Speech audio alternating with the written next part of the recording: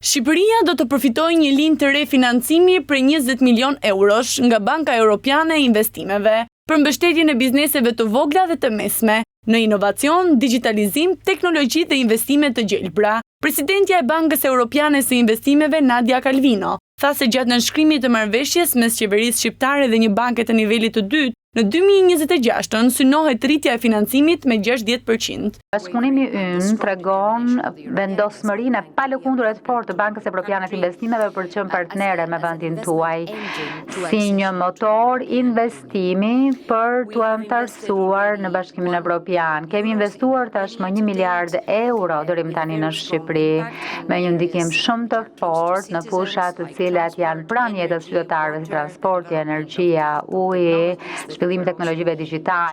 Aktualisht po mbështesim modernizimin e kurudhave shqiptare, të rrjetit hekurudhor, gjithashtu e sistemin e ujësjellësit në Tiranë, infrastrukturën urbane në Shqipërinë e Veriut për të përmirësuar kushtet e jetesës, ndërlidhshmërinë rajonale dhe turizmin, dhe në 2026 synojmë të rrisim financimin ton në këtë vend me 60%. Kryeministri Edi Rama e cilësoi këtë si një hap të rëndësishëm për zhvillimin ekonomik të vendit dhe forcimin e sipërmarrjes shqiptare, ndërsa vlerësoi rolin e Bankës Europiane të Investimeve si një mundësi për te financimeve, duke u ndalur sërish të synimi i vendit tonë për të bërë pjesë e Bashkimit Europian.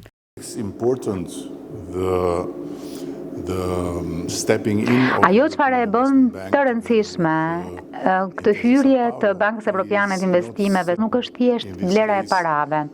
Në këtë rast,